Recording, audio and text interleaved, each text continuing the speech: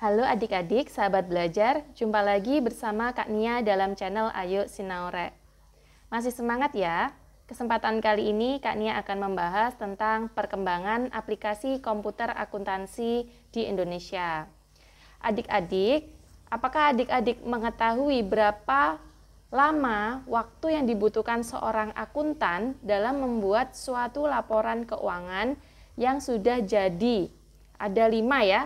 Untuk laporan keuangannya, ada laba rugi, laporan ekuitas, ada laporan arus kas, ada neraca, ada catatan atas laporan keuangan. Nah, berapa lama kira-kira waktu yang dibutuhkan seorang akuntan dari pencatatan hingga pelaporan?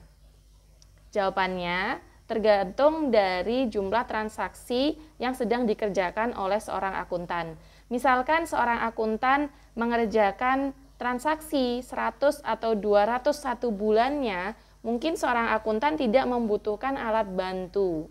Namun, jika transaksi dari perusahaan yang sedang dikelola oleh akuntan itu mencapai ribuan, bahkan ratusan ribu, saking cepatnya perputaran suatu perusahaan tersebut, mungkin tidak efektif jika seorang akuntan melakukan pencatatan secara manual.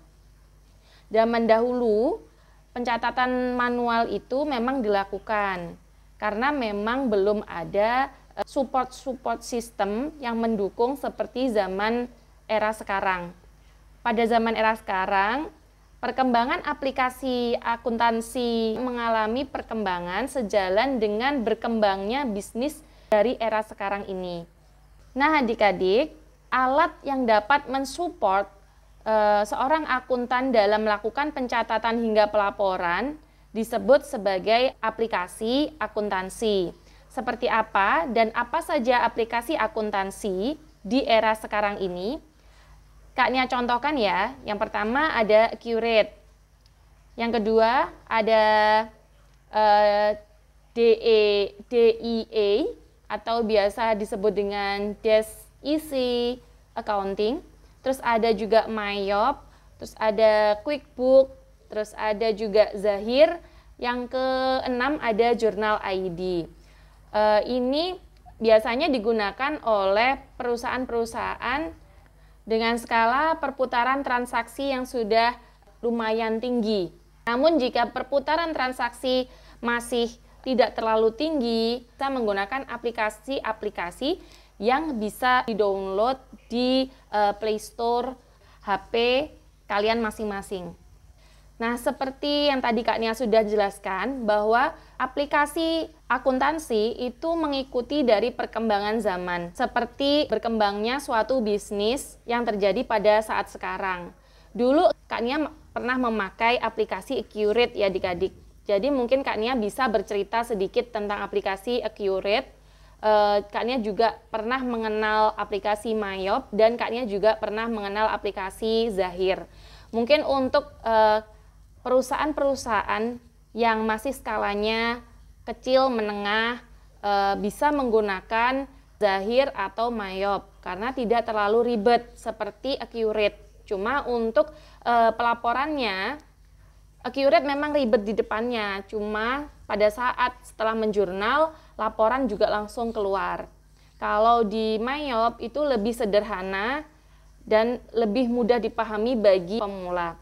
Dulu Accurate itu pada saat Kak Nia memakai, itu ada di versi 3. Terus seiring dengan perkembangan zaman dan seiring dengan perkembangan bisnis, berdasarkan perubahan-perubahan standar akuntansi, maka Accurate juga mengalami perubahan, memperbarui menjadi versi 5.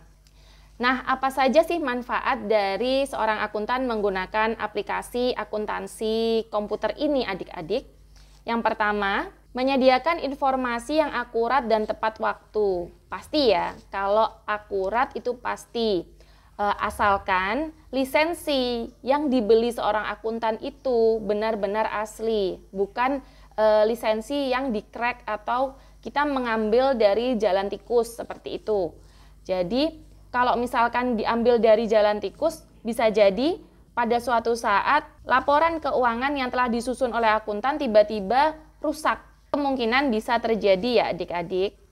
Kalau tepat waktu pasti, misalkan Kak Nia memiliki suatu perusahaan, amin.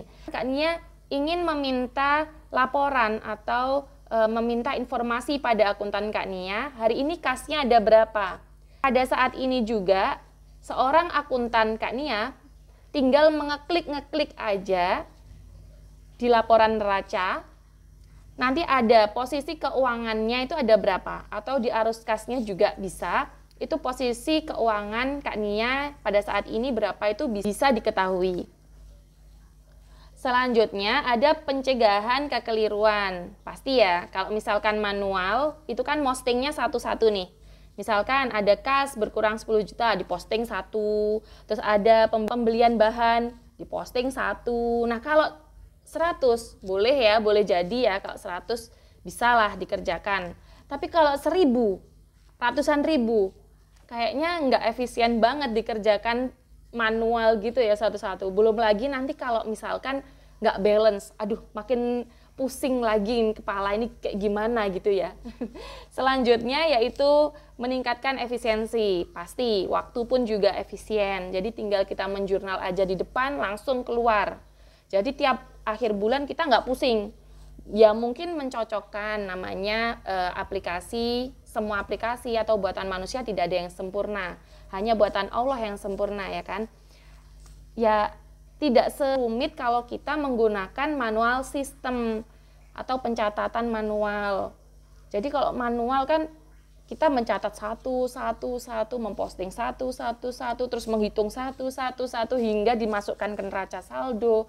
Itu sangat tidak efisien waktunya. Kalau di komputer kita tinggal mencatat di pencatatan awal, misalkan ada pembelian bahan baku pada kas senilai 10 juta, tinggal mencatat itu aja langsung masuk ngeling sendiri. Kita bisa tahu nih neracanya berapa posisinya, terus laba ruginya berapa ketemunya gitu. Selanjutnya yaitu dapat menampilkan laporan keuangan dan analisa laporan keuangan sehingga mempermudah perusahaan dalam mengambil keputusan. Yaitu yang tadi Kak Nia ceritakan ya. Misalkan Kak Nia mau tanya pada akuntannya, sekarang sisa kasnya berapa? Nah, kalau misalkan sudah dikatakan segini, Bu. Nah, Kak Nia kan bisa kan, misalkan ada keinginan untuk memperluas usaha atau ada keinginan membeli modal apa gitu, aset apa gitu. Cukup nggak kira-kira? Itu kan bisa saja menjadi suatu keputusan buat Kak Nia ke depan bahwa kebijakannya itu akan seperti apa. Seperti itu adik-adik. Nah, sekian dulu pertemuan Kak Nia pada part hari ini. Semoga bermanfaat. Kita bertemu pada part-part selanjutnya. See you next time.